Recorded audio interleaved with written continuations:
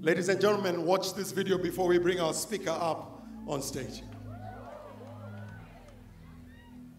Thank you, baby. Joshua Selman is the president of Eternity Network International, ENI, a Christian-based organization headquartered in Abuja, Nigeria. He is the set man of the weekly service called Koinonia. Widely known for his sincere love and passion for the body of Christ, his meetings are characterized by great and unusual presence and moves of the Holy Spirit, miracles, healings, signs and wonders, working of miracles and deliverances. Apostle Selman is the carrier of the strange presence and power of the Holy Spirit. The teachings of Apostle Selman are timely, anointed, and balanced. They have become a major tool for revival in the lives of individuals and ministries in many nations of the world. Ladies and gentlemen, with a standing ovation, let us welcome Apostle Joshua Selman. Welcome, welcome. Keep clapping, keep clapping. Celebrate His grace for the second time in the country of Kenya. Apostle.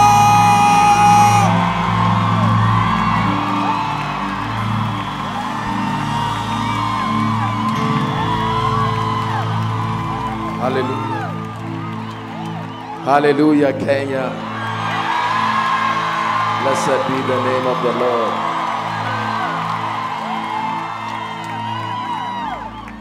Amen. I am very honored and also humbled to be here. Thank you. Beautiful people, beautiful nation. Amen. Praise God. Now, very quickly before you sit, I'd like to start by giving all the honor that is due to the fathers of faith in the land here represented. Please, let's give them a big God bless you. Such humble and profound fathers indeed. Thank you, sirs. I honor you in the name of Jesus. And then let's honor every man and every woman of God here represented. Mighty vessels doing great things for Jesus, even in this land. Finally, help me honor my dear friend and brother, Pastor Julian. God bless you. Hallelujah. I came because I believe that it's a new season for Kenya. I came because I believe that there is something the Spirit of God is doing, even in Kenya, and cutting across the entire East Africa. I came because there is someone in the crowd who needs an encounter, even with the Spirit of God. When we were driving in and I saw the thousands of people standing outside and yet rejoicing, I said, this is it. When Peter spoke on the day of Pentecost, he made reference to the prophecy of Joel. He said, this is that. Hallelujah. So Kenya, again, let me tell you, this is that. This is more than a conference. This is more than the celebration of an anointed man. This is God revealing himself even within a territory. Hallelujah. Now in 1 minute, I'd like you to lift your hands, lift your voices, and cry unto the God of heaven. Cry for a visitation. Give me an encounter, oh God.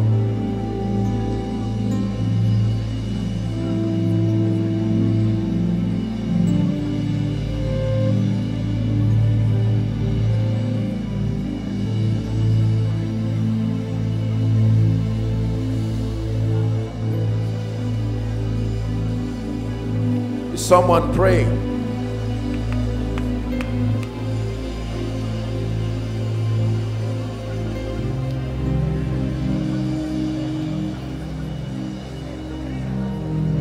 Shebaka sobrande gebalatusia.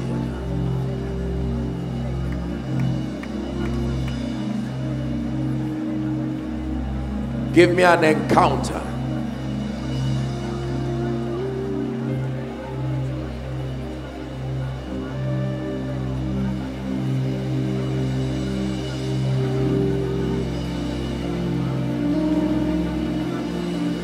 Hallelujah. Now please hear me before you sit. I sat quietly while at the rotunda, and I listened to a bit of the conversation of the fathers, and they were likening this meeting to several prophetic meetings that had happened in Kenya before under the ministry of Maurice Orulo and many other fathers who have gone. But can I tell you the truth? For every dispensation, there are people God must find to become instruments of continuation for his agenda. These fathers have gone. They have today joined the cloud of witnesses. The one prayer I want you to pray again is, Father, I am available. Let these mantles, let these graces rest upon my life. Go ahead and pray.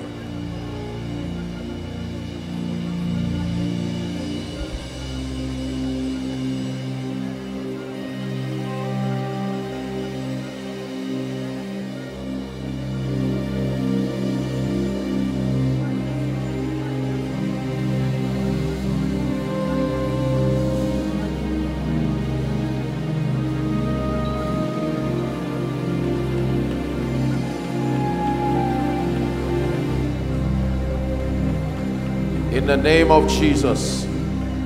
Father, we pray that you will breathe upon Kenya afresh. In the name of Jesus Christ, let men and women arise from this conference. People of fire, people of grace. In the name of Jesus Christ, I declare that burdens will be lifted in this place. Sicknesses will be healed. Oppressions will leave, and Jesus himself will be glorified. For in Jesus' name we pray. God bless you, and please be seated if you can. Hallelujah.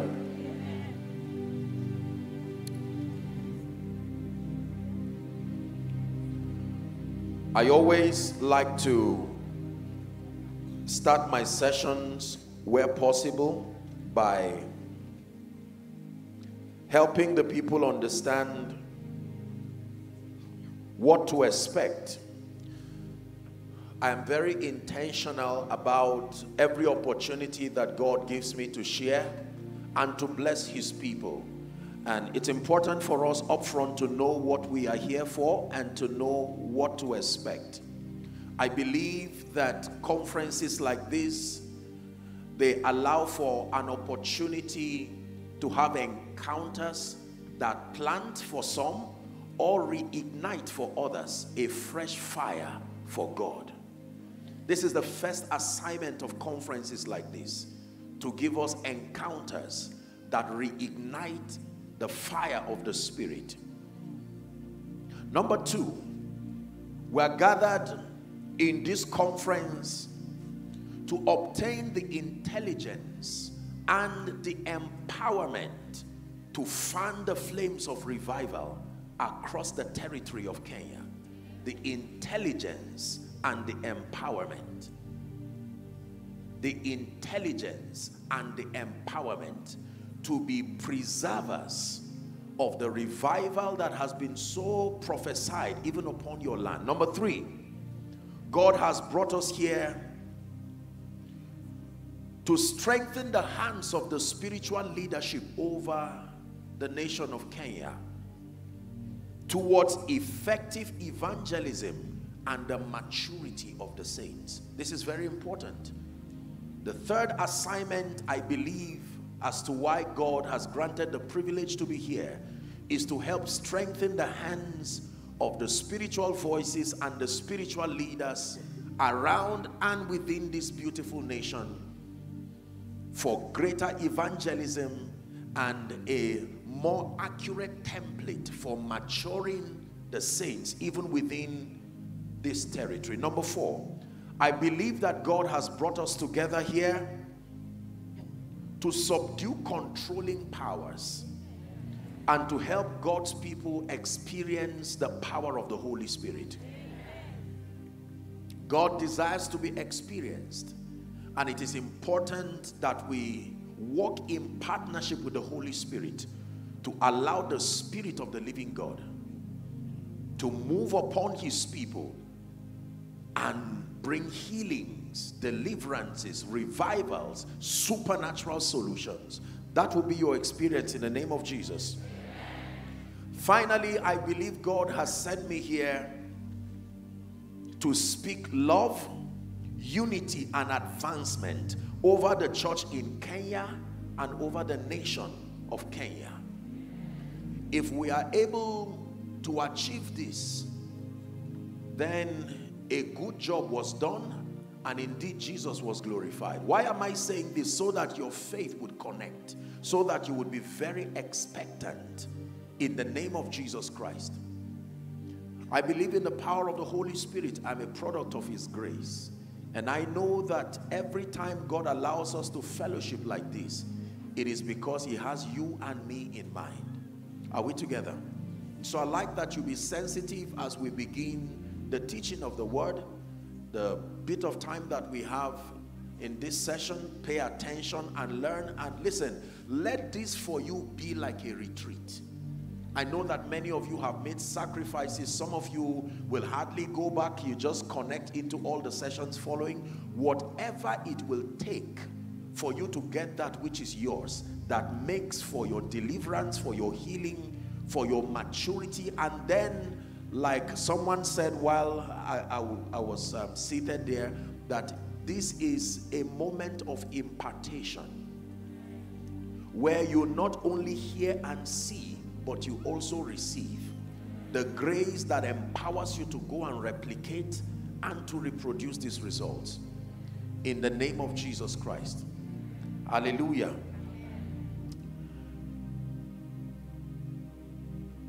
Second Chronicles, please. Second Chronicles.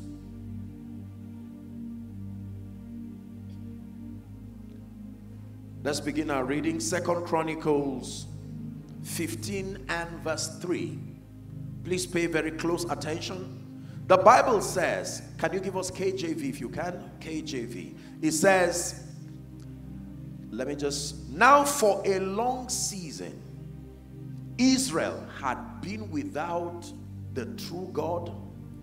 Number 2, had been without a teaching priest. Number 3, had been without law. Any nation and any territory is in trouble if you lack these 3 things. Please pay attention. Number 1, the knowledge of the true God. There may be gods. There may be a way of contacting the realm of the spirit and the divine. But it says the knowledge of the true God. Remember the prayer of Jesus in John 17 and verse 3. He says, this is eternal life, that they may know thee, the one true God, and Jesus whom thou hast sent. So he says, for a long time, Israel had been without the true God. Number 2, without a teaching priest. Any territory is in trouble and in danger. The purposes of God are at risk in any nation that lacks teaching priests. Not just speaking priests, not just sincere priests, teaching priests. And then number 3, any nation and any territory that lacks laws. Laws that govern and coordinate and put restriction on the activities of men. These are the things that destroy territories. The absence of the presence and the knowledge of the true God.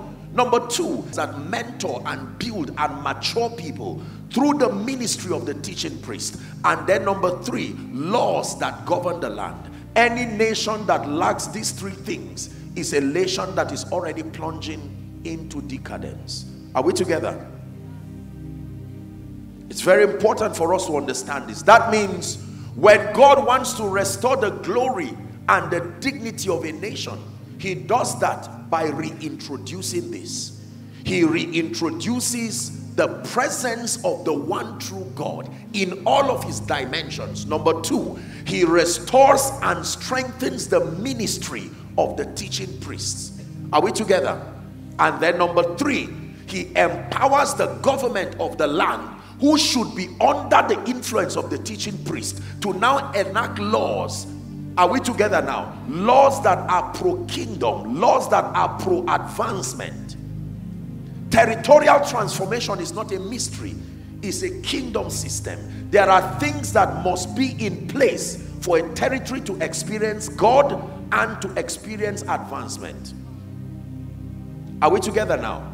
The second thing I want to say is that the state of any nation is a very direct reflection of the state of the church in that nation. That means the health of any nation, territorially speaking, is a very fair reflection of the quality of the spiritual voices that are resident within that nation, and the quality of teachings or otherwise that can be found within that nation. Africa is a very spiritual continent. Are we together now? Yes. Every region, and I've had the privilege of traveling around a bit, I can tell you that most regions in Africa are inclined towards spirituality. That means spiritual transformation is very easy, provided the people they submit to are accurate.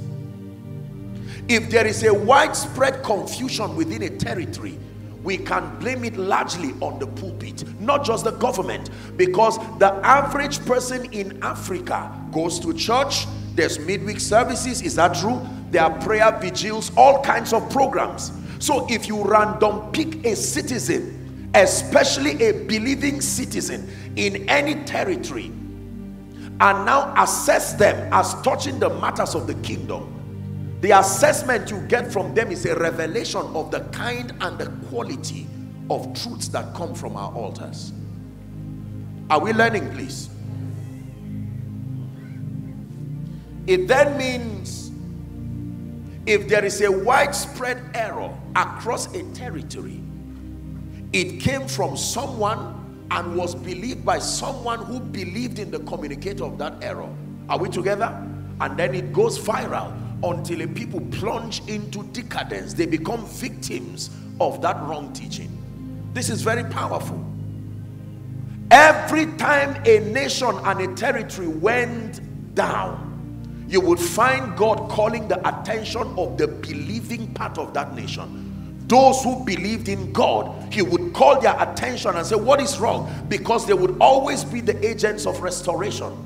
Are we together now? If it is Babylon going down, it will take Daniel to work with God to restore it. If it takes Nineveh going down, there would have to be a Jonah that would come to announce the purposes of God. Are we learning already? So this is very, very important, that the state of any nation and territory is a reflection of the state of the church. Jesus said a few things about the church that I want us to consider. Matthew chapter 5, he began his teaching from verse 13. Theologically speaking, we call it the Beatitudes. From verse 13, Matthew chapter 5, he says, you are the salt of the earth. Can we have it projected? He says, but if the salt has lost its savor. Now please look up. Theologically speaking, believers are classified in twofold. There is our classification based on our identity. Are we together? And there is our classification based on our function. So if believers are classified based on identity, we are called joint heirs with Christ. Are we together? We are called the righteousness of God in Christ. We are called sons of God.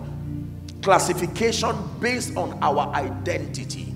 The goal is to help us understand the extent of our oneness with Christ.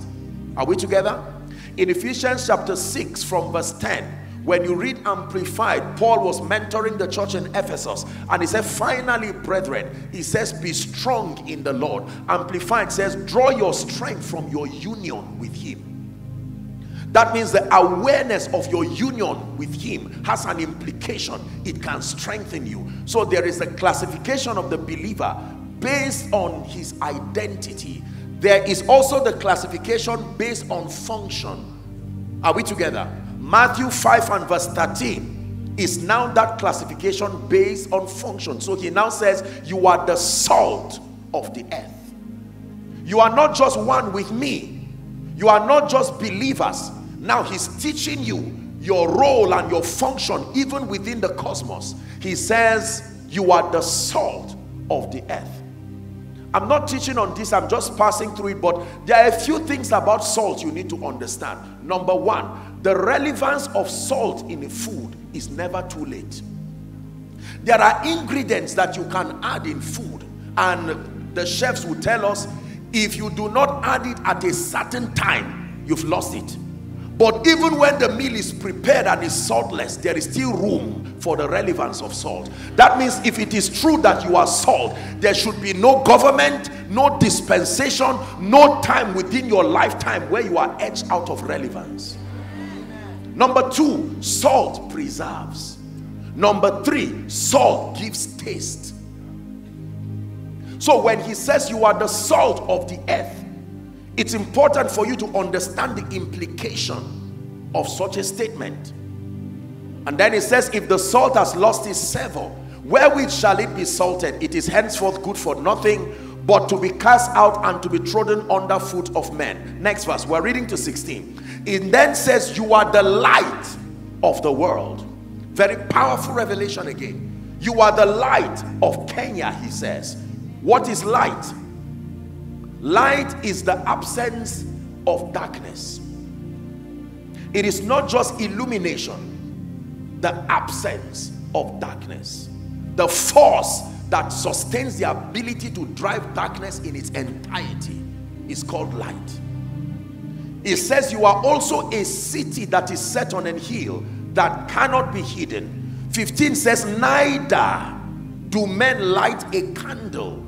The candle can be there, but if it's not lit, you can throw it around. But once there is fire on it that produces light, you cannot put it under a bushel, but on a candlestick, and it will give light to all that are in the house. He leaves you with an assignment, the last verse. He says, permit your light to so shine before men that they may see your good deeds and to glorify your Father which is in heaven. Are we together?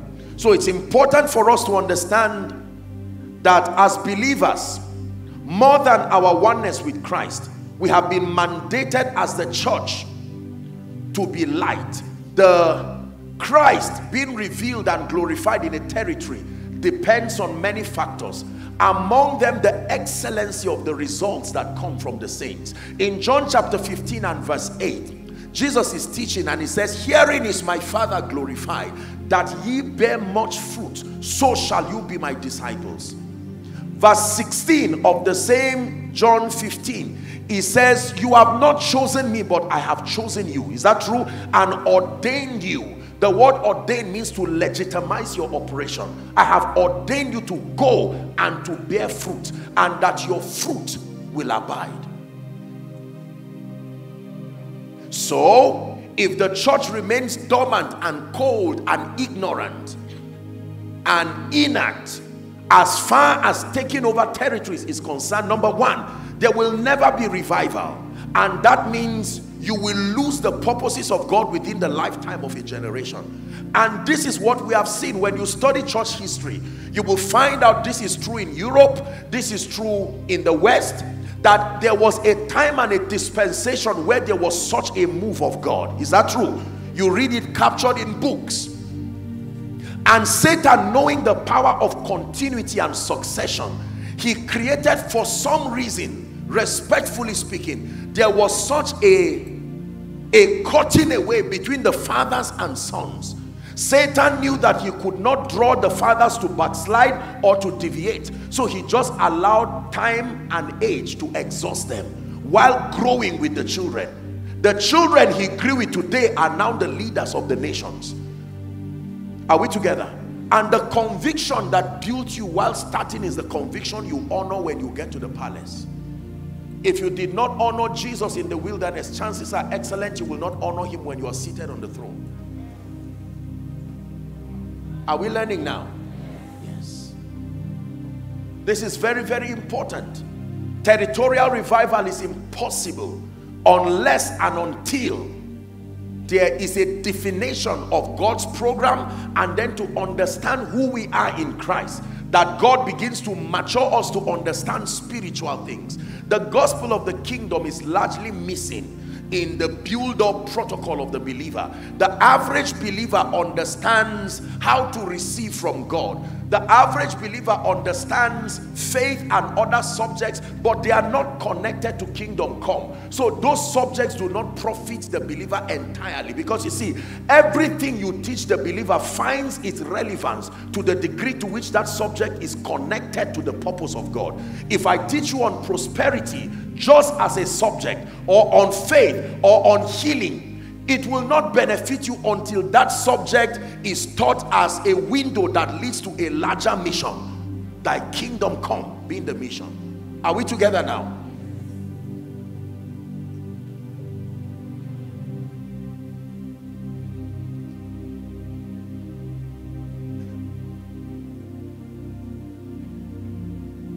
So it is important for us to understand that in dealing with national issues and in dealing with issues that make for revival, the program of God, and even territorial transformation, the first port of call is the church. Leave the government, leave industries.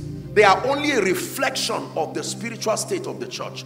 In God, listen, every time you study God dealing with a territory, he first comes to his people and addresses what is wrong. The issue of government, the issue of businesses, education, schools, those are after effects. If the church gets it right, I guarantee you, by the integrity of the word of God, eventually the systems and structures will come in alignment to the transformation of the church. So my assignment in this session is to deal with the church. This is housekeeping God is doing. Are we together now?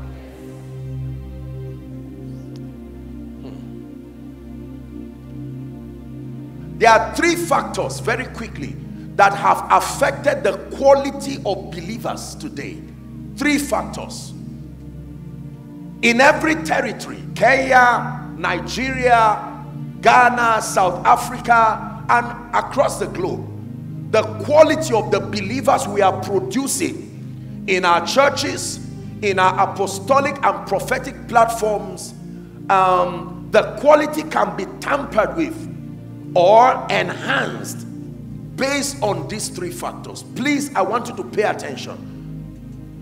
Anytime you see that the church in a territory is weak, the believer in a territory is weak, or there is low or no evangelism, the purposes of God seem to suffer in a territory, there is the absence of the move of the Spirit, signs and wonders. There is the absence of consecration, walking towards the things of God, integrity, character, the values of the kingdom. The first problem, write it down please.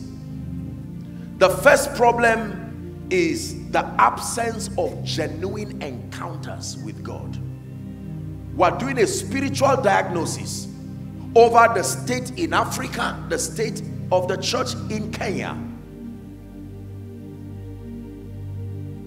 The absence of genuine spiritual encounters. The faith life is a life of encounters. Isaiah chapter 29 and verse 13. Please give it to us. The foundation of the believer's experience. Watch this now, please.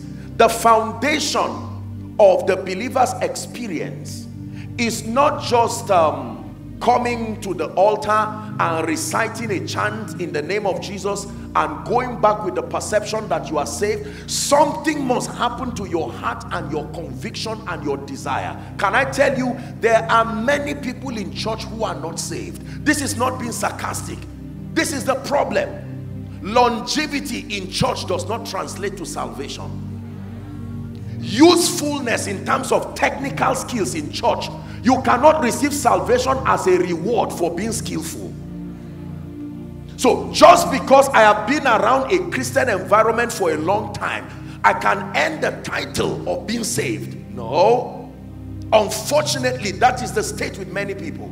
So if I've been around a church for a long time, you can impart upon me the title of being saved. I can even become the head of evangelism. And when you check my life from the standard of scripture, I have not had a genuine encounter with God. I will only teach to reflect my conviction. I will only behave to reflect my conviction. Are we together? Yes. Respectfully speaking, sometimes in a bid for expansion, in a bid for growth, we do not vet the authenticity of the encounter, the experience, and the maturity of believers that we send. There are many people standing behind pulpits who are not ready for that. They are still very elementary, even in their understanding of spiritual things. I hope we are still together.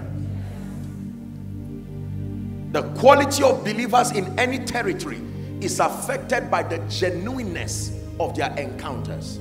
There are times that you make an altar call, and when you say amen and you are about to tell the people go left or right, that's when somebody strolls out and laughs. He was not saved.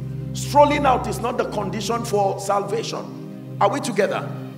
This is not elementary. This is the foundation of the problem. Jesus Christ is the door that leads to the kingdom. Listen, there are many keys of the kingdom, but there is only one key to the kingdom. That key is a person. Jesus said, I am the way, I am the truth.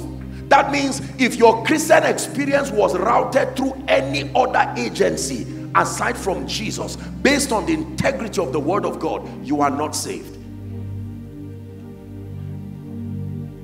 If your Christian experience was routed through a good sermon or honor to a sincere man of God, you are still not saved. The foundation of the believer's Christian experience is Jesus, not good sermons, not miracles. You can't be saved just because you were healed. No. Are we together? Jesus said, I am exclusively, listen, when it has to do with certain things, there is that shared glory. For instance, he says, I am the light of the world. He also says you are light. But when it has to do with the administration of salvation, the administration of salvation resides exclusively in the office of the Christ. If you encountered any other person, an angel, a man of God, a crusade, an anointing, and not Jesus, you are not saved. Are we together? The Bible says there is no other name under heaven that is given unto men. Are we still together? By which we must be saved. We must restore the order. We must restore the position of Jesus as far as our Christian adventure is concerned. Jesus. So when you say I am a child of God, don't tell me about the revelations you have. Don't tell me about the prophecy. Don't tell me about the man of God you know. Tell me about your experience with Jesus. That is the biblical index for vetting the authenticity of your encounter. It is amazing how we know so much about men of God, and that is valuable. We know how much about crusades. We know how much about what God did in every program. Congratulations. But have you found Jesus? Can you hear me? Let this be the truth. Jesus must be etched at the epicenter of Christianity in Kenya. If you lose Jesus, then every other thing you are building on is already corrupted. The formula is in the beginning, God.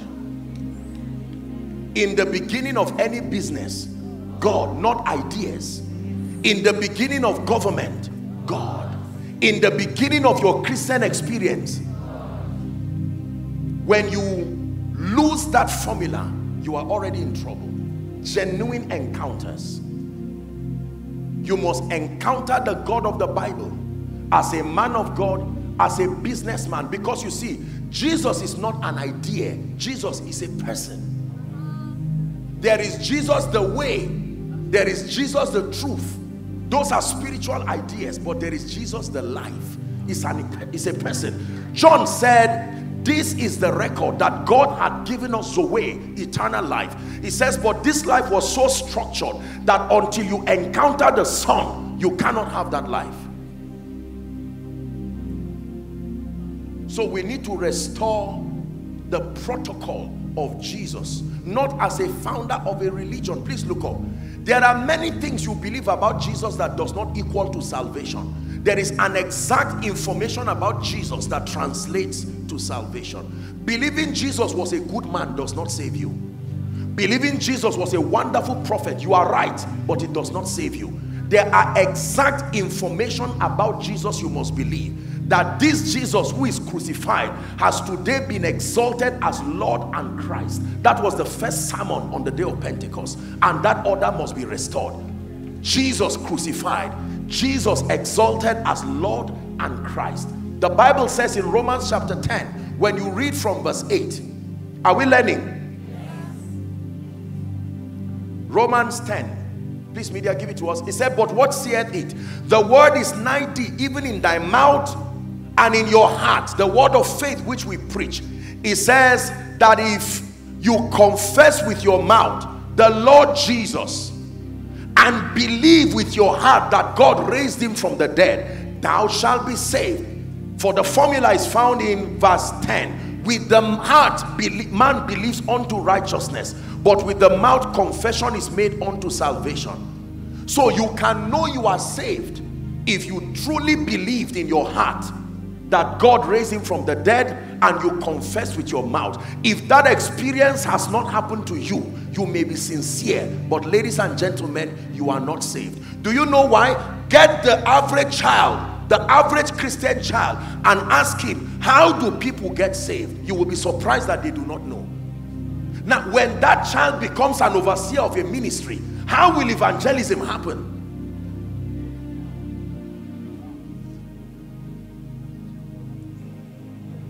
In the beginning, God. We have delved into Greek and Hebrew and wonderful dimensions of kingdom things, and we have left Jesus as the epicenter. And these things are not wrong. But my first message for Kenya, don't tell me you are a Christian. Do you believe in Jesus? Apostle, I believe in God. No, that's not what I asked you. God is many things, including yourself.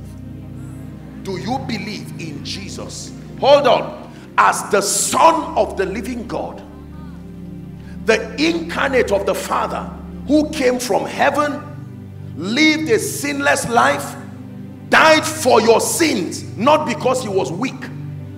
He went to Hades, the place of the dead.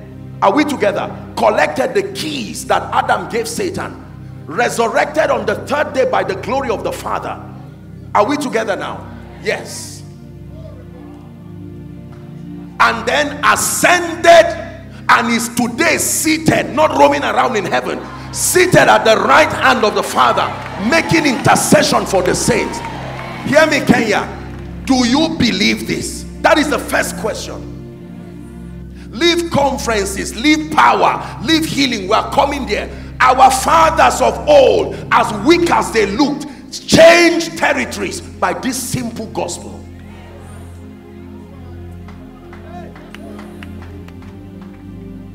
We can go to deeper matters of the kingdom only when we verify that this is in place.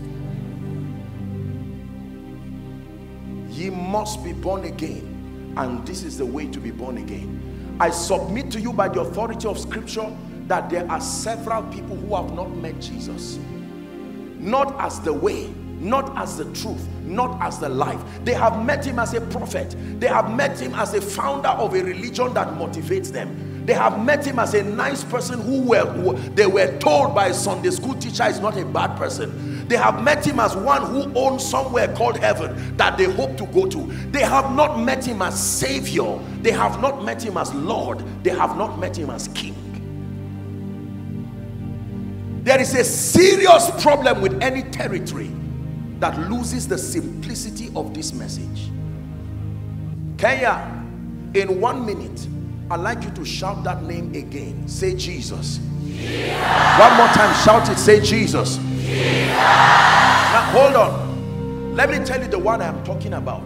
Because there are footballers called Jesus. There are good people called Jesus. So let's verify whose name you called. Let's verify who you really gave your heart to. Are we together now? Jesus, the Son of the living God. Jesus, the only begotten of the Father, as at when he came, but now no longer the only begotten, the first begotten of we the brethren. Jesus, the one who walked upon the earth. Jesus, the one who died on a tree, not died on a road, not died from a gunshot. Jesus, the one who died on a tree. If he didn't die on a tree, he could not be a curse, because the Bible says, cursed is every man that hangs upon the tree, that the blessing of Abraham, justification by faith, might come upon we the Gentiles, to the end that we might receive the promise of the Spirit, even through faith. This is the gospel. Are we together? Men and brethren, they said when the Holy Ghost came, what shall we do? He said, repent, every one of you. Is that true? For the remission of your sins. And then he says, you shall be baptized, and all of that. He said, for the promise is unto you and to your children and to your children's children, as many as the Lord our God shall call. The foundation for living the Christian faith, ministry, everything is Jesus. Genuine encounters. Parents, go back and verify whether your children are saved. Don't just say they are educated. Education is not salvation. Education is important, but they can, listen, let me tell you this. When the flood of Noah came, whether you were educated, whether you were a great businessman, whether you were an intellectual, it didn't matter what political party you belong to, provided you were not in that ark, the flood will kill you. That ark being Jesus himself. No matter what kind of business you had, if that flood came, it will wipe you.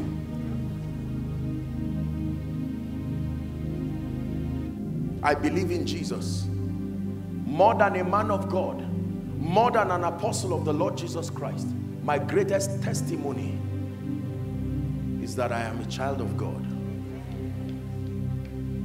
The God of the Bible, the God of heaven. Is that your testimony? When you stand before the Lord Jesus Christ, the basis for entry and the basis for honor will not just be the many other things you did on earth here. But if Jesus himself is not Lord, you are none of his. Let us restore this message. It has nothing to do with being an evangelist. It is the work of an evangelist. It must not be done by an evangelist. No matter how deep, how high, how wide the power of God that moves across your meeting, if the gospel, the sincerity of the message of Jesus with his power to save is not restored, do you know what will happen? A time will come in Kenya. I don't know if it happens here, but in many nations right now, there is such a replacement of Jesus with technology, with advancement, with intellectual. These things are wonderful, but they only find their value if Jesus is exalted above them. This is why I honor the presence of the fathers. Please hear me. I'm speaking especially to the younger generation of ministers that are coming up. Do not trade power for Jesus. Do not trade Rema for Jesus. Let it be Jesus first. So the first, remember what we are dealing with now. Have I lost you? That the number one basis for the maturity and the strengthening of the church is the genuineness of your encounter with Jesus. Look up, please. There are several universities and institutions of learning in this your beautiful nation. Now, if you pick 5 or 6 doctors from several universities and bring them together, do you know they don't need to look at one another and doubt one another, because you trust the institution they came from. Sometimes they can meet for the first time in a surgery room and yet not doubt it. Do you know why? Because they trust the institutions and what they learned. This is how it must be with the Christian faith. We may differ in terms of denominations, we may not agree But let that one thing that binds us, that if you say I am a Christian, it should not mean I am just one who does not steal. No, it has to be more than that. I am just one who does not kill. It must be that I am one who has made Jesus Lord of my life.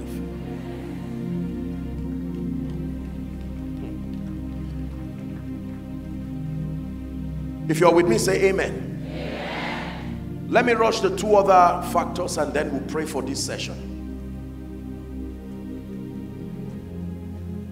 So the absence of genuine encounters with God.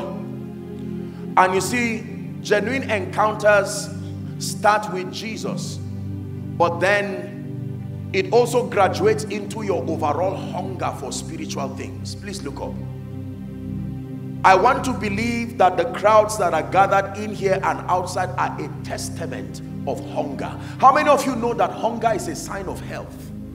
The moment you are sick, one of the clear signs that you are sick is you lose appetite. Is that true? So the more you are hungry spiritually, it is a report card about the state of your spiritual life. The moment you lose your hunger, it's an attack. It means you should go for a retreat immediately. Hunger is a sign of health.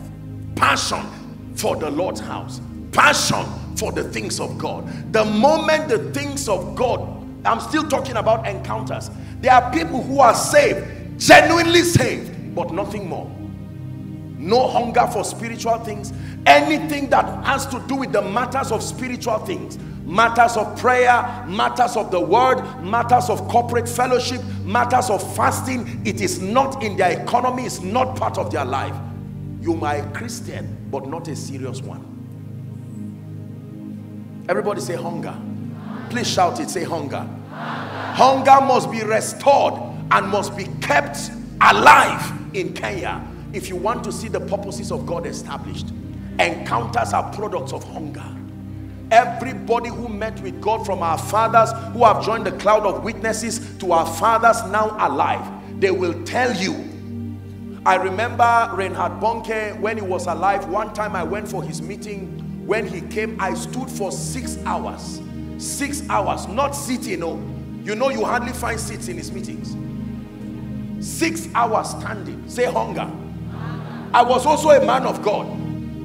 It takes hunger to look beyond your reputation. It takes hunger to look beyond your present achievements. Most of us are not hungry enough to press into the things of God.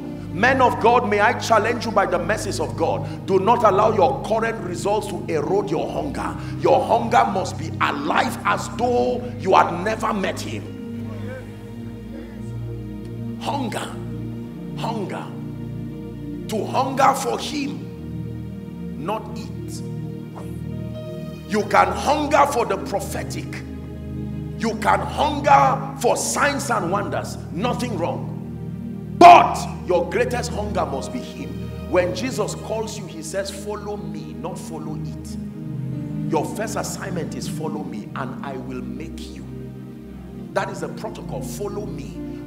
There are many people who followed it like Judas. There are many people who followed it like Demas. There are many people who followed it.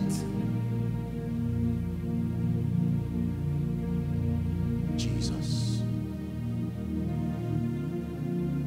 Are we together? So, your hunger for spiritual things becomes the primary sponsor. Let me tell you this. Jeremiah 29 and verse 13. God does not just reveal himself to you because he is God.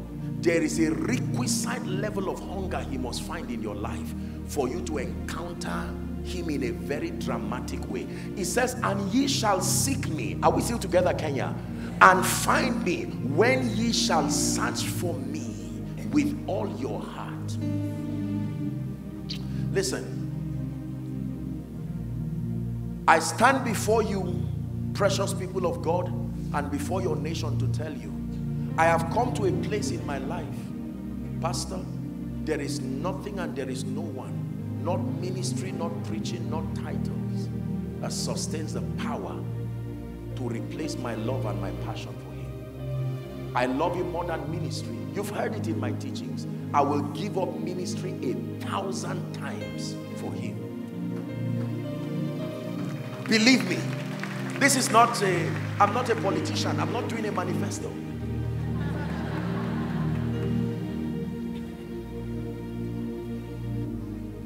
Before everything came, he was there. It would be stupid for me to leave him for every other thing. Whatever came second must remain second. Whatever came third must remain third. Let me tell you the truth. The things of this world are so jealous. There is a position they want in your life. It is your assignment to keep them at bay.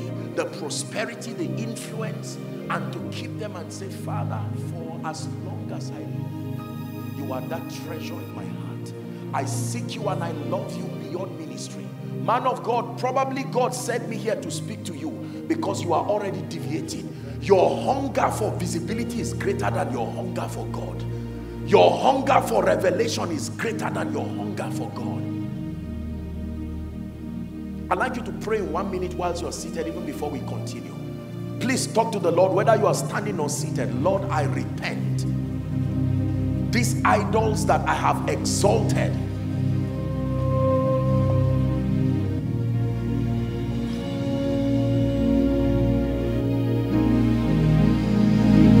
someone pray.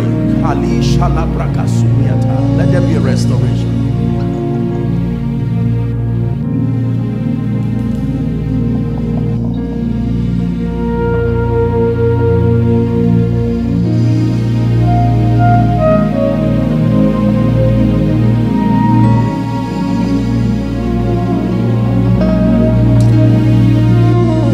My soul is thirsty for you, are everything.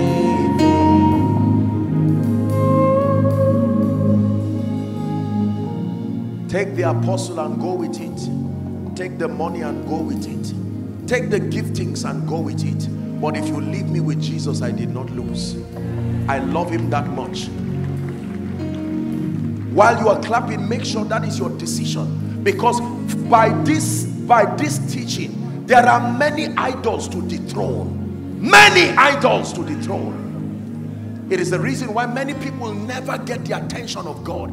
It's the reason why many territories find out that why is it so difficult for God to reveal himself.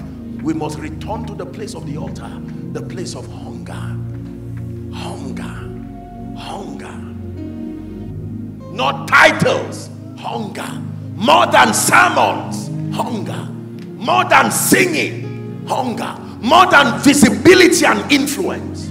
Show me a people who are hungry enough, and I show you a people who will command the attention of heaven. When I returned yesterday, I got down on my knees and I said, my Father,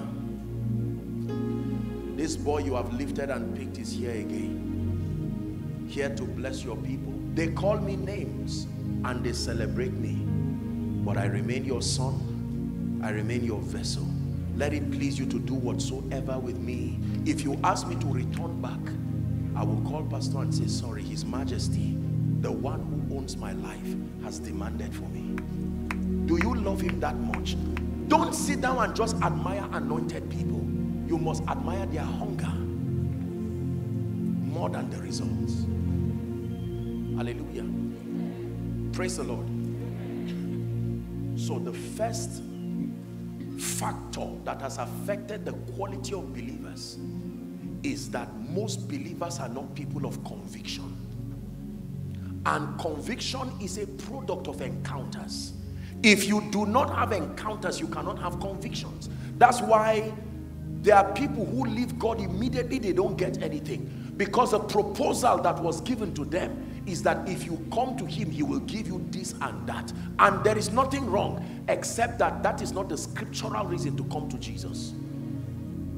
If love is not the foundation of your pursuit, you will lose so many things on the way. What if the child does not come? What if the job does not come? Listen, I'm teaching you this out of passion, not just for Kenya, but for Africa. The scope of our Christian experience, if we don't detach the basis of our pursuit of God to things, and focus on him, we're in trouble.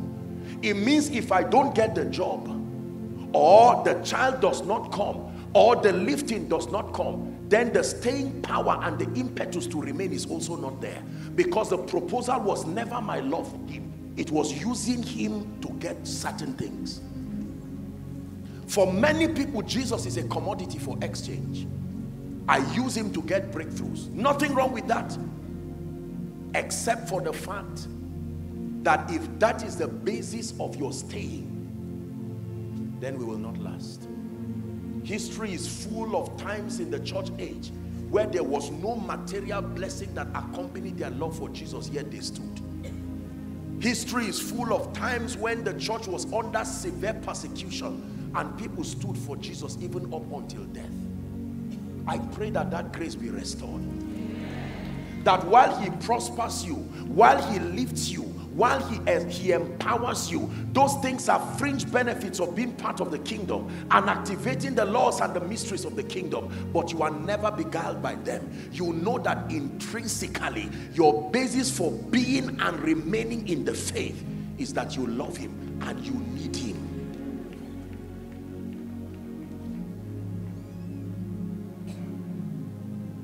Hallelujah. I need him. I need him. I need him with all my life. Number two, let's hurry up so that we can wrap up for this session. The quality of believers within any territory is affected, number two, by a very low level of discipleship and structural mentorship. Please write it down. The second factor that affects the spiritual products within any territory is the absence or a very low level of discipleship and structural mentorship. Please write it down. Discipleship and structural mentorship. 1 Corinthians chapter 3 from verse 1 and 2. There are many people who are saved. 1 Corinthians 3, 1 and 2. Genuinely saved, but there is no stature and maturity. It says now, no. 1 Corinthians, you are right, not Chronicles, Corinthians 3, 1 and 2. Please go back, media. It's 1 Corinthians, not Chronicles, 3, 1 and 2. Let me hurry for time. Okay. It says, and I, brethren, could not speak unto you as spiritual, but as carnal, even as unto babes in Christ. Verse 2. I have fed you with milk and not meat, for hitherto you were not able to bear it. You know, there were many things Jesus wanted to tell the disciples, but he said, I have many things to tell you, but ye cannot bear them now. That means spiritual things depend on a state and a posture to make them valuable. God will not dish out mysteries and deep things if you do not demonstrate your commitment through maturity. The average believer is immature in spiritual things. Even though genuinely saved, when you random pick believers, the indices that measure maturity is almost not there. And there are 3 biblical indices, or 4, that measure spiritual maturity. Number 1, your degree of conformity to the image and the character of Christ in experience. That is the first biblical index to measure maturity. Your degree of conformity to the image and the character of the Christ in experience. Number 2, the second biblical index that measures maturity is the degree of light that you have, access to the truths of Scripture, access to the mysteries of the kingdom, your depth of knowledge. According to Ephesians chapter 1, when you read from verse 17, Paul was crying over the church in Ephesus that the Father of glory may grant unto them the spirit of wisdom and revelation, the eyes of their understanding being enlightened, that they may know. Are we together? The third biblical index that measures maturity in the believer is the outworkings of the power and the glory of God in and through any life. So when there is the absence of discipleship, what is discipleship? Discipleship is not just, it's not a denomination's cliche. Discipleship is the name given to the process that makes you become like Christ in experience. It's called discipleship. And the course curriculum for discipleship is called doctrine. It comes from the word doctrina. It's a Latin word. Doctrine means a preset, a set of information that makes a student to conform into something exact, predetermined. Please look up. You see, in mentoring believers so that they become people of power and stature, it matters how they are mentored. Not just that they are mentored. It is line upon line, precept upon precept, here a little, there a little. Are we together? Teaching the believer anything at any time would not give them structure and stature. There are some things they should learn before others. For instance, if you do not learn how to die to the flesh and to be alive, teaching you on prosperity and influence will be a risk. Because you are not ready to survive the temptations that that level of living will come. So in order of priority, you must understand character and the principles of death to the flesh, so that the challenges that come when you now have money and influence, you can manage by that knowledge. Random picking spiritual information and teaching it does not produce a holistic people. There has to be a structure for mentorship. Are we together? You would always hear me say this. Imagine with me, dear people, a student who is in a university and is at liberty to attend any lecture, any course when he wants to. Even if he's there after 6 years, will you give him a certificate? What did he do wrong? It was not the absence of classes. It was not methodical enough. Are we together? So today he attends a math class. Next week he's in a faculty or college of medicine. And then it goes to theater arts. Now, he is a student within the system, but you cannot award him because there is no structure to his growth. Believers, look at me. What do you know about prayer? What do you know about fasting? What do you know about Satan? What do you know about God? What do you know about success? What do you know about failure? What do you know about territorial dominion? What do you know about controlling powers? What do you know about being a sheep among wolves?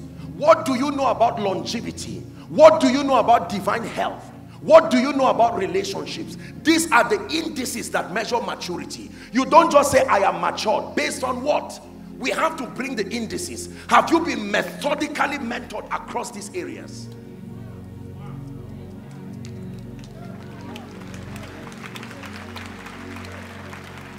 Thank you. I'm ending now. Now, your growth is lopsided if you choose the area you like and stay there alone and ignore other areas. For instance, if you choose prayer alone and now leave influence, knowledge, principles of territorial takeover and dominion across the cosmos, your growth will be dangerously lopsided. If you choose prosperity and leave the matters of prayer and fasting, so these imbalances keep reflecting in the body. Where people choose an area and ignore other areas, it must be the whole counsel of God. Are we together?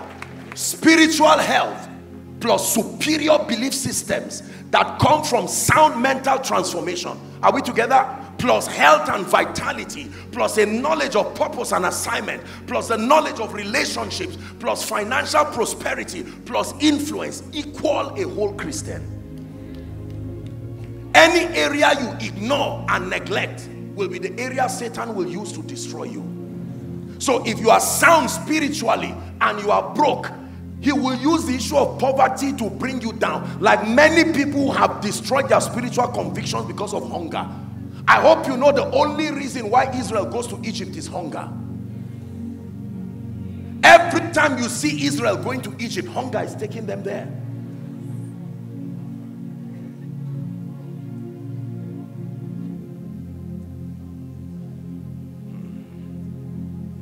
Everybody said discipleship. Kenya, please listen to me. Men of God, prophets of God, apostles of the Lord Jesus Christ, those who lead prayer groups, those who lead discipleship platforms, We must obtain grace from God to be methodical and intentional about the growth and the maturity of believers. Now watch this. No individual has all of God and can reveal all of God by himself. This is where the power of understanding and aligning to the various dimensions in the body comes in. So the area where you are not graced in, you must outsource with honor and humility the dimension that is not captured in your Christian experience for the sake of those you are building. If we are still together, please say amen. Amen. The quality of believers in any territory is affected by the spiritual orientation they receive from the men and the women of God. Like you are in this conference right now, God is granting you grace. You are hearing, you are learning. For some of you, you'll be making adjustments. What I am saying now, for some of you, is deliverance that will be translated to a more authentic spiritual approach in your pulpit. That means in talking to you, God has salvaged the 5,000 people connected to your grace. Are we together? Say discipleship. One more time. Please shout it. Say discipleship. Our growth must be methodical. And this is the assignment of spiritual leaders. Let's obtain grace from God not to waste the time of God's people. That every time there is a convergence, whether in a conference like this, a fasting program, a Sunday service, let's minimize some of this childishness of talking about ourselves and massaging the flesh and focus on building God's people. I say this respectfully and with every sense of honor to the priesthood that is within this territory. We must grow and mature for the sake of God's people. De-emphasize talking about ourselves and building personal empires. The days of superstar Christianity is over. God is not looking for celebrities. He's looking for ambassadors. Both a celebrity and an ambassador have influence. The difference is purpose.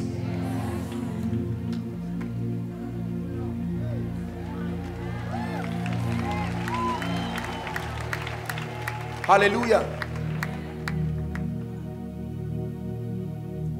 If you are here and you want to be greatly used by God, please obtain grace from God to submit yourself to methodical growth. Please look at me. Just because you see the gifts of the Spirit working in your life does not qualify you to be used by God. The deception of gifts will keep producing various shades of error in the body of Christ. Are we together? A donkey can be gifted to speak, but character is not a gift. The fruit of the Spirit is a product of maturity. You can fake power, but you cannot fake a relationship. You see, please hear me.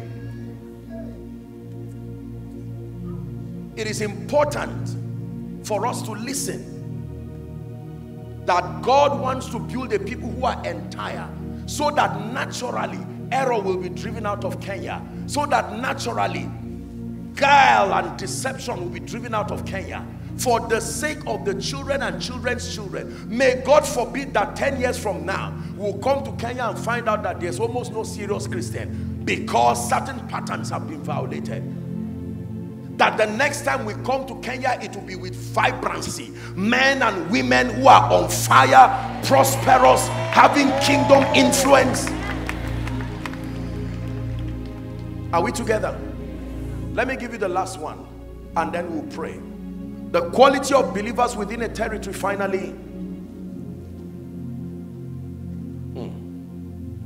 is affected by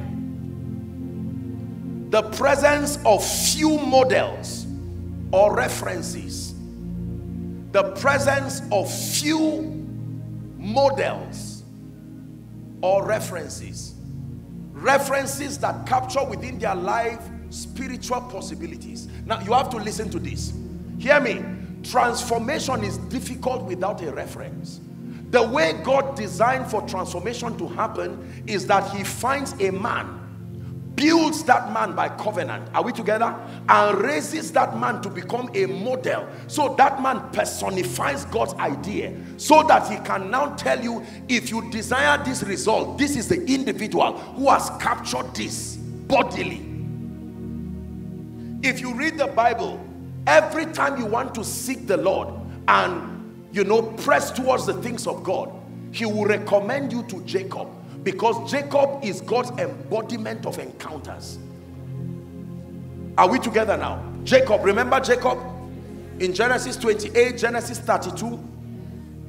If you want to be blessed and prosperous in the kingdom's way, the biblical reference is Abraham.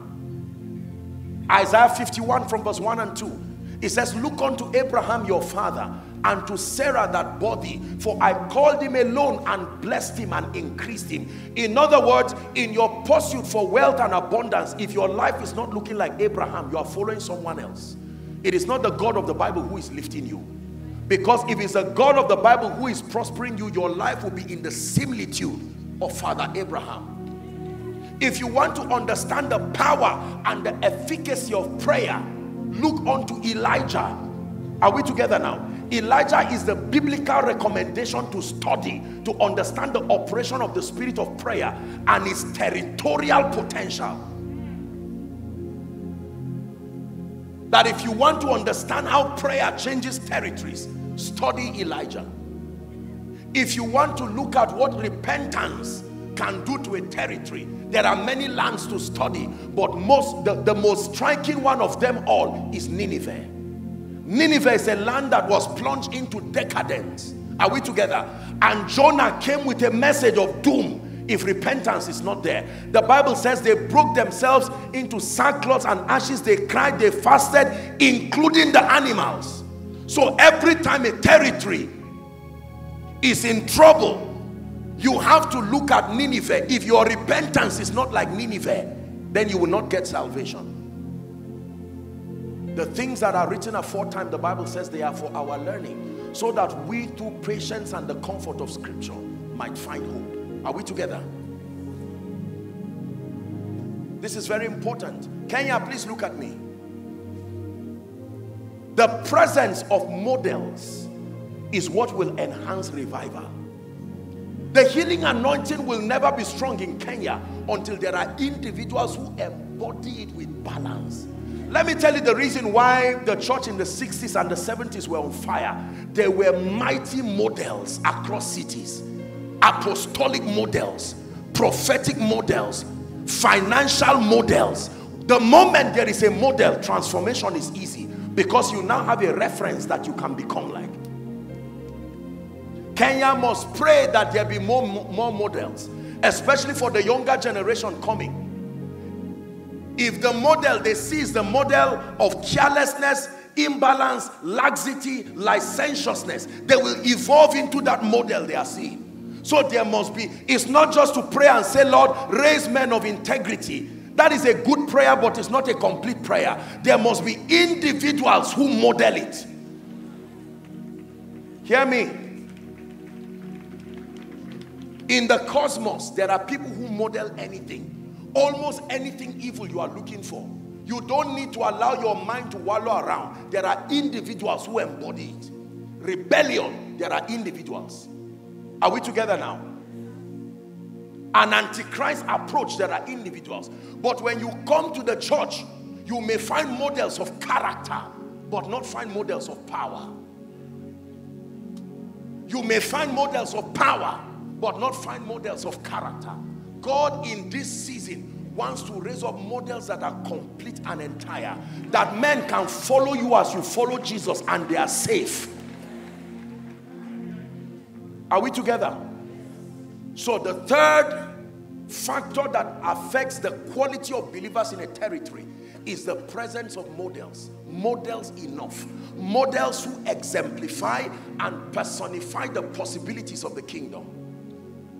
I vowed a vow unto God, and I made up my mind, Pastor, as I prepare to round up, that as far as being a worthy model, I know we are humans, but that God will grant us grace to not mislead a generation. You see, influence, I was telling my people on Sunday that influence is a very expensive commodity. You can use influence to kill, and you can use influence to build. So before God trusts you with influence, there is a lot you have to go through with God. Are we together? Imagine if Michael Jackson ever said Jesus is Lord. Even if it was a mistake. More souls will be won by that statement than many crusades. Do you know why? Because you see, influence is the ability to compel people to buy into your ideologies without using force or cruelty. It is one of the kingdom systems for advancement. Influence. So in Kenya, there must be models. What does a balanced gospel prophetic music ministry look like? There has to be an individual that becomes that living epistle. What does an apostolic ministry in its authenticity look like? There has to be an individual that exemplifies that. What does a prophetic teaching ministry looks like? What does it mean to be a kingdom billionaire with a heart for God? There must be an individual. You see, the mind thinks in pictures. And if there are no references, it is difficult to find transformation. So I'm praying that God will raise people. When we talk today about T.L. Osborne, well, those ones were even a bit more modern. There are a few people, Alexander Dowie, Maria Woodward Eater. We talk about these people, and history did not capture so much of their works to help and inspire us. We have to depend on word of mouth from those who were there. But that in Kenya, the young people will suddenly be influenced to become something exact because certain individuals start rising that personify this. Everybody who says, I want to become a man of God, you can say like this man is a worthy model. I want to become a businessman like this. What you are becoming is troubled until we see what you are looking at. As we behold him, we are changed. So this is happening in your lifetime. The next time someone says, we want a revival in Kenya, you have an idea of what it looks like. Are we together now? Yes. Like this. Show us the ancient path. Will you lead us along eternal highway? We want to follow the ways of Jesus. We want to enter your rest. Will you show us the ancient path? Will you lead us along eternal highway? We want to follow the footsteps of Jesus. We want to enter your rest. The restoration of encounters, the restoration of discipleship, methodical mentorship of believers. You see, when you read the epistle of John, I don't have the time. John spoke to 3 people in his epistle. He spoke to fathers, he spoke to young men, and he spoke to little children. The prophetic demography of every region is that way. Fathers, young men, little children. The advantage of the fathers is an encounter and an experience with God alongside age. The advantage of the young men is their ability and their energy. The advantage of the little children is their innocence and their malleability. Please look up. I write to you, fathers, because you have known him. I write to you, young men, because you are strong and you have overcome. I write to you, little children, because this and that and that. In Kenya, there are fathers. You must pray that when the time of our current fathers is done and they are going to join the cloud of witnesses, that the replacements for them will be fathers indeed. Woe unto a nation whose fathers are children. Listen, you check across the body of Christ, the territories where there is strong spiritual stamina is largely because of the presence of fathers who can define boundaries. Young people are known for energy, but they are known for excesses. So when the devil wants to destroy a territory, he will kill the fathers fast. So that the young men who have a lot of energy and encounters without balance, even though Samuel was hearing the voice of God, he needed Eli to give it definition. God called Samuel using the voice of Eli. Even though his eyes had been dim, I agree, but he still needed him for direction. That's why we must pray for the fathers in Kenya, that they must remain strong and that God will keep them long enough to watch the formation of the next army. Hallelujah. I'm wrapping up now. Now, respectfully speaking, I want to honorably charge fathers. Now, I'm not speaking to Kenya alone. I'm speaking to Africa especially. Do not fight the young people because there was a letter for them too. The letter was not for fathers alone. Now, there are times that certain mistakes, sincere mistakes, that fathers can make and ignore the ministry of the young people. Remember, the energy is no more with the fathers. The energy is with the young people. And the grace and the resilience to overcome is with them. So when fathers don't turn back and build the young ones but fight them, they will still survive because they have energy. They can overcome. And when they overcome without the fathers, they will ignore them and produce another kind of error. I write to you, young men, you are strong. You may have excesses, but you are strong. Let the young people make mistakes in the lifetime of the father so they can correct them in their lifetime. So let me challenge respectfully the fathers in the land. When God is lifting young people, let's not fight them. Let's identify them and give them room and mentor them and train them. Because whether we fight them or not, the Bible testifies they have strength. They will survive it. But if they survive it, it will be a ministry of bitterness and anger and envy and a revenge mission back to the fathers. The last set, and then we'll pray. I write to you, little ones. These ones are naive and innocent. Anything that looks like light, even if it's darkness from afar, they will go for it. So the immunity, if you read that scripture, it says, I have written to you, little children, because you have known the Father. So the secret of the sustenance of the little ones is the presence and the immunity of the fathers, to be able to protect them while they grow. There are people who just got born again. They are excited. It depends on who constructs the mentorship platform for their growth. They are naive. Some of them even came from non-Christian faiths and practices. Now they have become believers. Whatever you tell them is their definition about God. Little children. Paul said, my little children of whom I travail until Christ be formed in you. In Kenya, and even right here, there are these three categories. There are the fathers who have the privilege of experience with God. Young people, do not ignore the fathers because you have more rhema than them. It takes more than rhema to last.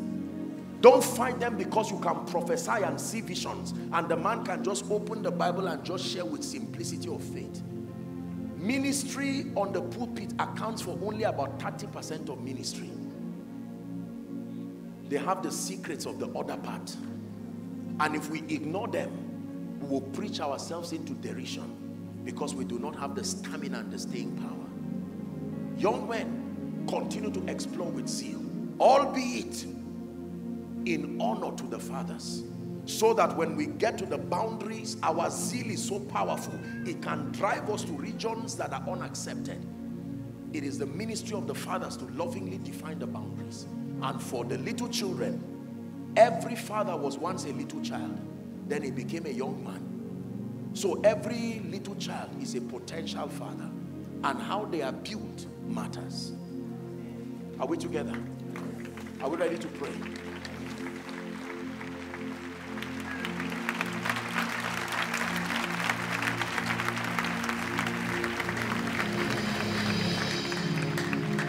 Please stand.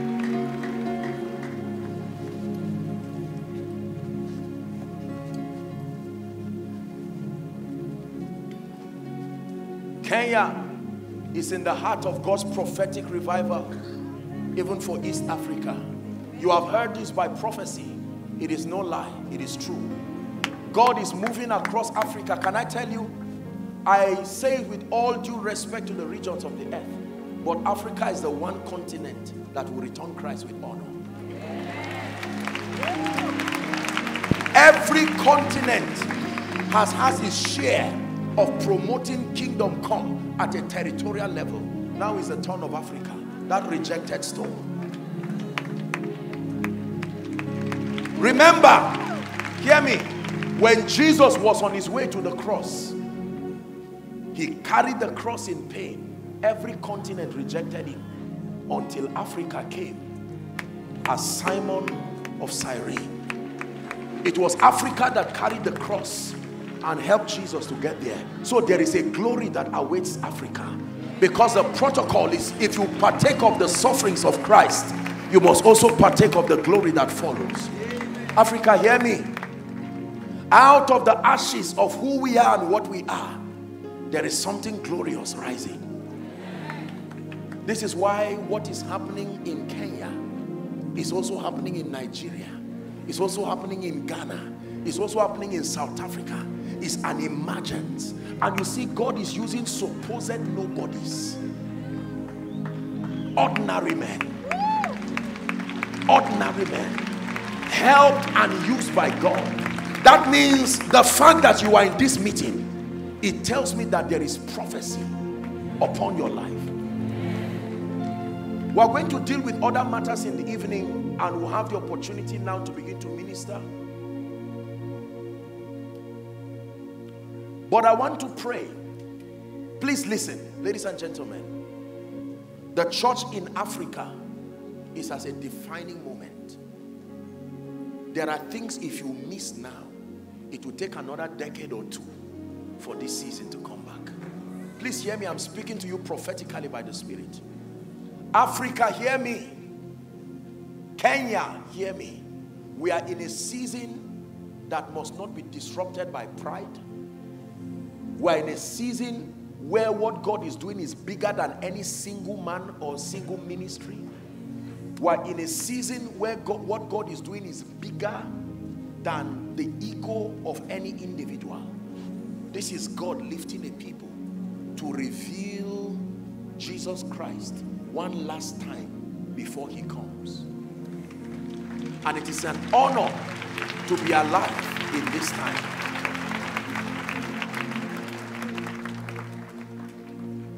I have seen many visions of the coming revival. I have met a few people, please watch this, a few revivalists who had the opportunity of meeting some of God's generals before they left. I have listened carefully to them. What did they tell you? What did they say? And I listened carefully. Now is our time to reveal Jesus. Africa, we cannot fail. Hear me. In truth, we may not be the best in terms of technological advancement. We may not be the best in terms of the dexterity of government and leadership. We may not be the best in terms of intellectual prowess. But this treasure God has given us, the treasure of the purity of divine encounters, we must preserve it. Oh dear, they can't hear me. My apologies. We're about to pray right now. Two things will happen here as we pray. Number one is, while we pray, there are many people here, but there are a few people who there is prophecy upon as far as the move of the Spirit for the next season is concerned. Some of you have seen this in dreams. Listen carefully. Some of you have seen this in visions. The angel of the Lord's presence is in this place right now. And while we begin to pray, if you can, please, I want you to bring those people out as we pray. There are prophets. There are apostles. I'm speaking to you by the Spirit of grace. This is why I came. Ordinary people. Please help them, ushers. Help them. Help that lady. If they are running, you don't come out on your own.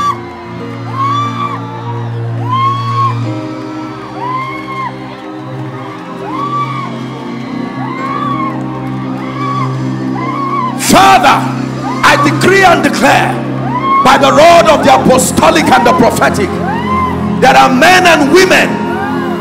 No, please don't come out on your own. This is the power of God. Those under the anointing, I want you to bring them out.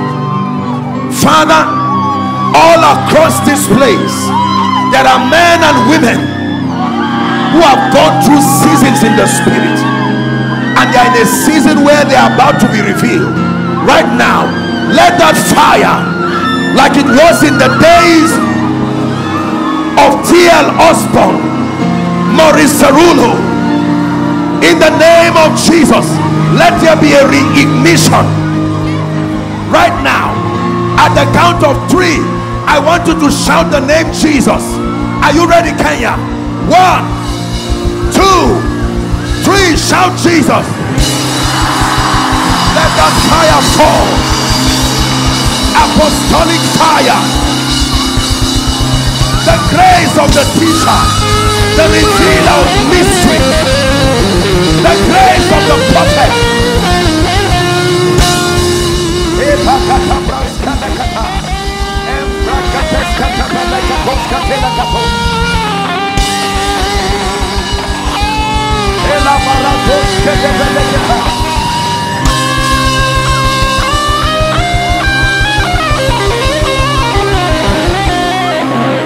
We're still praying. I'd like you to pray one prayer. Lord, purify your church and elevate your church to a new spiritual dimension. Go ahead and pray.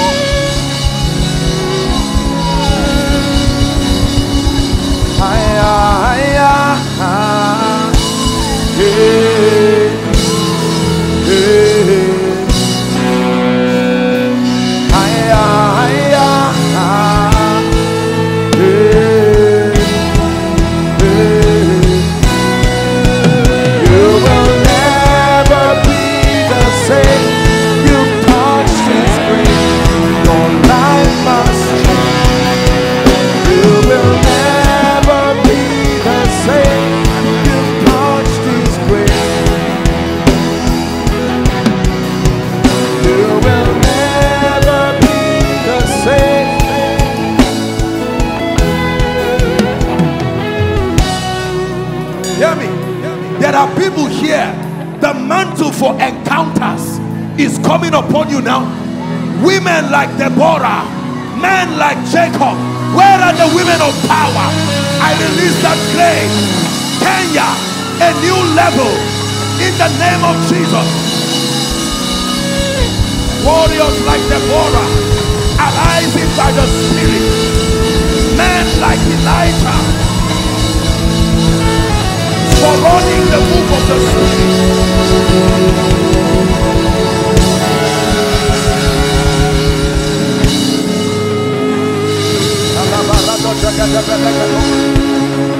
We're still praying. We're going to pray that later in the evening. Don't miss the evening session. But I want to pray. I'm seeing a crown on the heads of many people, and this is grace and the destiny for government and leadership. I decree and declare, I don't know where you are, but across this crowd, and even watching by television and in your homes, may that grace rest upon you now. Help them, please. May that grace rest upon you now.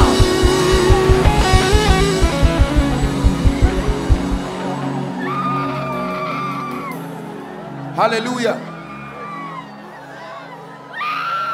You are a man of God here. You are a woman of God here. The grace to be accurate in dispensing the truth of God's word for the sake of God's people. Carry that grace now. Carry that grace now. Hear me. The Bible says, seeing then that we are surrounded by so great a cloud of witnesses, it says, let us lay aside every weight and the sin that doth easily beset us, and to run with perseverance the race that is set before us. Let me give you a last prayer point. Don't be distracted. Father, everything that has taken your place in my life, I dethrone it right now. Go ahead and pray. Lust, pride, flesh, self-aggrandizement, I dethrone it right now. And I declare Jesus revealed, Jesus glorified over Kenya. Jesus revealed, Jesus glorified over every church. Someone pray. Let the refiner's fire sweep across every assembly, sweep across leadership, sweep across business.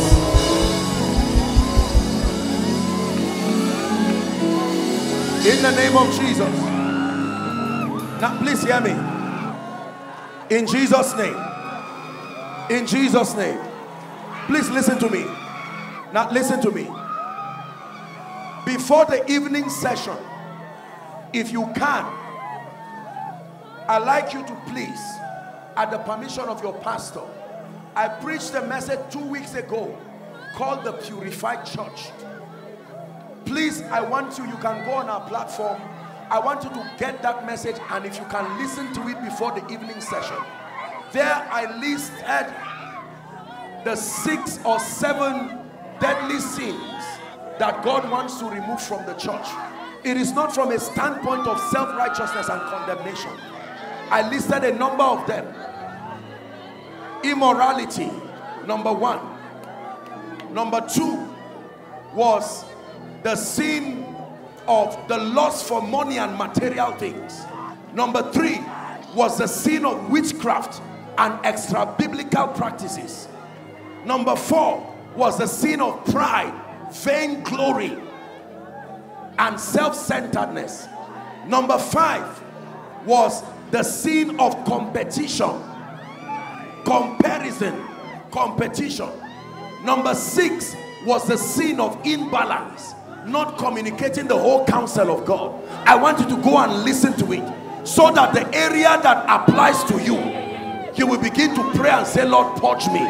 If yours is immorality, whether as a man of God or as someone in the house of God, you submit to that refining fire.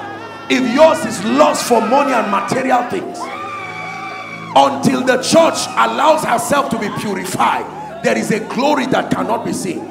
He said, if my people who are called by my name shall humble themselves and pray and seek my face and turn from their wicked ways, then will I hear from heaven. I will forgive their sins and I will heal the land. I pray for all who are out here, in the name of Jesus, the grace that has rested upon you, I decree and declare that grace will speak even from now. Let that refiner's fire begin to speak from now. Let that refiner's fire begin to speak from now. Begin to speak from now. Let the dealings of the spirit continue, the pruning of flesh, until you become that vessel of honor, in the name of Jesus Christ. For in Jesus' name we pray. I declare the blessing of heaven upon you, and I declare grace for you as you endure, even for the sessions that we'll have later in the evening. And in the name of Jesus, may this be a moment of encounter for you. You go from glory to glory and grace to grace. The church in Kenya will rise to a new dimension. There is no going down. In Jesus' name I pray. Give Jesus a big hand clap. Let the weight of your glory cover us. Let the life of your river flow. Let the truth of your kingdom